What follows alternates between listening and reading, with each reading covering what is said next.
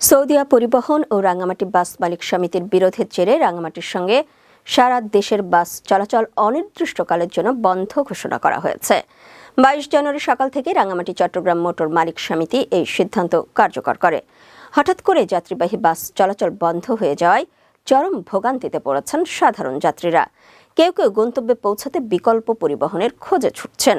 জানা গেছে, সৌদিয়া পরিবহন সম্প্রতি রাঙ্গামাটি ঢাকা রুটে দুটি বাস চালু করলেও রাঙ্গামাটি বাস মালিক সমিতিতে নির্ধারিত টোকেন ফি জমা দিচ্ছিল না। এ নিয়ে বিরোধের জেরে 21 জানুয়ারি সৌদিয়ার কাউন্টার বন্ধ করে দেয় সমিতি। পরে জেলা প্রশাসনের হস্তক্ষেপে কাউন্টার পুনরায় চালু করা হয়। তবে এর প্রতিবাদে কোনো পূর্ব ঘোষণা ছাড়াই বৃহস্পতিবার সকাল থেকে সব বাস চলাচল বন্ধ করে দেয় মালিক সমিতি। পরিবহন চলাচল বন্ধের ঘটনায় ক্ষোভ প্রকাশ করেছেন যাত্রীরা। তারা দ্রুত সমস্যা সমাধান করে বাস চলাচল স্বাভাবিক করার দাবিও জানিয়েছেন।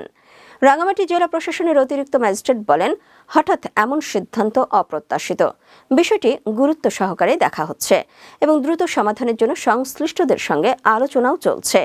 আশা করা যাচ্ছে শীঘ্রই পরিস্থিতির উন্নতি হবে।